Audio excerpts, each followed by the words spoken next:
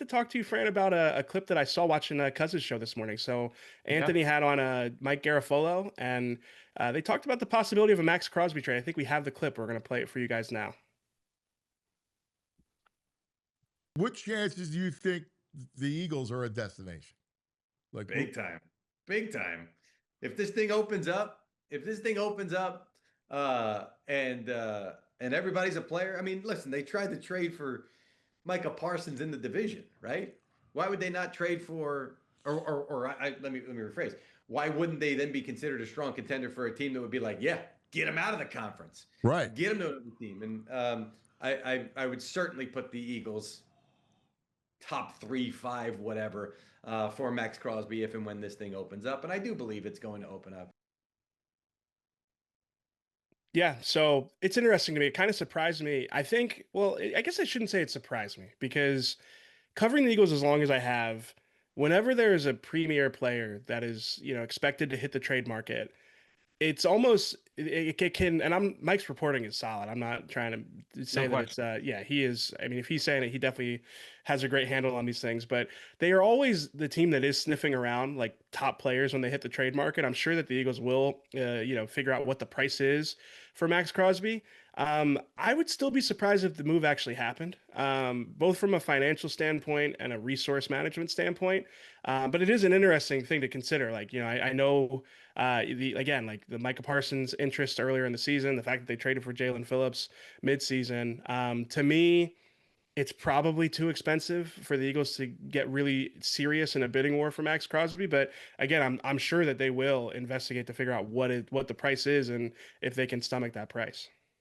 Yeah, I mean, look, we went through an exercise earlier this week where it was the inverse, right? We're talking, the going through the role-playing exercise of the Eagles trading some of their own players away, and there's a couple things about that, right? Number one, just like Howie Roseman and the Eagles are going to explore every trade opportunity with other teams, you also are going to have those same internal conversations about your own players. And sometimes it's Yeah. like we played that up. I was trying to explain this to somebody on social media. We played that Sounds up like as a like, yeah, terrible it's a experience for big the record. official meeting. What's that? It sounds like a terrible experience. I was trying to explain Oh, it this was to a someone futile on effort. social Yeah, media. right. I mean, dumb on my part, but yeah, like we played that up. We dramatized it from a like, oh, we're gonna have this big meeting and have this conversation. Yeah, like sometimes those kind of conversations might happen in that setting, but other times it might just be two people like it starts as a conversation like walking back from lunch, and then it's like, hey, let's keep talking about this in the office, or it's like Yeah. walking out to the cars at night, like, oh, like, hey, like let's think about this and let's check back in tomorrow, like that kind of thing. But you always have those kinds of conversations, and some of them it's like we didn't talk about the other day because his contract is basically like you're not touching that. It just got Yeah. done 10 months ago, right? And so there are some where it's like, yeah, that you're barking up the wrong tree, and then there's others where it's like, yeah, that's tough, but like, what would the value be? So looking at like, bring this back to Maxx Crosby, in that episode we talked about like by letting Dallas Goedert go, where it looks like Dallas Goedert's, I felt most strong about it Yeah. yesterday based off yesterday's show. But like, if Dallas Goedert is not going to be here next year, that number, like, that's a lot of dead cap that you're taking on because of all the void years on his contract. If you trade AJ Brown this spring, which that is absolutely within the realm of possibility, that is more dead money that you're taking on. They do have wiggle room and they are accustomed to taking on that dead cap, but you don't, it doesn't give you a ton to be like, oh yeah, like let's go trade for Maxx Crosby Yeah. also while we're going to extend Quinyon Mitchell and all the other guys that are going to happen in the next like 15 months. So it's my guess is it would not happen. I wouldn't say like I would completely rule it out. But like they also just gave up a pick, a third round pick Yes. for Jalen Phillips. Like Yep. if you're, so you're letting him go, I would imagine you're not bringing him back if you're going to trade for Crosby. So that you add that as like that's a lot of assets to give up for veteran defensive players when you're kind of like turning it over there. It's tough.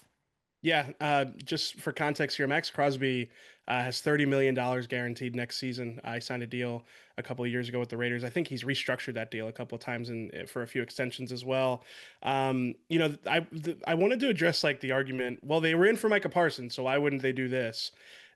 What you just said about the fact that they had already that was before they spent a premium pick to get Jalen Phillips for half a season. The other part of that is I don't think we should view Micah Parsons and Maxx Crosby as quite the same Yeah. type of opportunity on the market here. I mean, Micah Parsons is a lot younger. And I think they're both obviously elite edge rushers, probably That's a top great player. five. Yeah. Great Right. player. But just like I feel like Micah like hit that he reaches the barrier where it's like if you can ever get a player like that in a trade, you have to investigate it. I would say because Maxx Crosby is a little bit older, I would probably not feel quite that strongly about him in that tier of player compared to somebody like Micah. And not only is he like a little bit older, he also like plays, what is it, like 95% Yeah. of snaps every single season. Like he never comes off the field. So he's like his body is even a little bit worn down than even what his age would tell you as well. Yeah. Yeah. Like, we had the conversation during that exercise, not saying that we were, advocating for it, but we talked through like, would a Jalen Carter trade make sense? If you had told me like you could trade Jalen Carter straight up for Micah Parsons, I don't think that's actually a deal you could do. Jalen Carter and a first for Micah Parsons. Yeah, I would talk. I think that is a reasonable thing that you could talk yourself into there. Jalen Carter for Maxx Crosby straight up, I'd feel Right. a little bit less. I feel less confident about that one. So I think that subtle distinction there is important to keep in mind. In addition to what you said about the fact that they already sent a premium pick in exchange for Jalen Phillips, and they're a little bit closer now even to this defense getting really expensive. It's a risky thing. I think it would have to be the type of deal where Maxx Crosby really wants to come here, and the price therefore isn't as prohibitive as we'd expect it to be. Yep. I want to ask you really quick, Fran, about this like team building philosophy. It does seem like maybe it's just right now recency bias, like with Myles Garrett and Maxx Crosby. It does seem like teams are struggling more to like build it around like a high priced edge rusher than in the past, where it usually feels like you kind of need one of those guys to be a contender.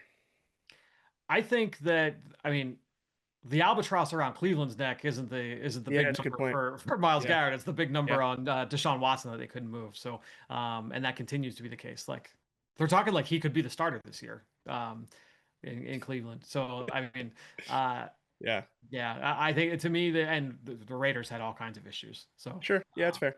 yeah, Yeah, Steelers, but Steelers have been able to manage that a lot better. Yeah. yeah, So no, it just like for once, it's like man, like usually if you have one of those guys, you feel like you'd be a contender every year. But you're right. There's definitely other yeah. context there.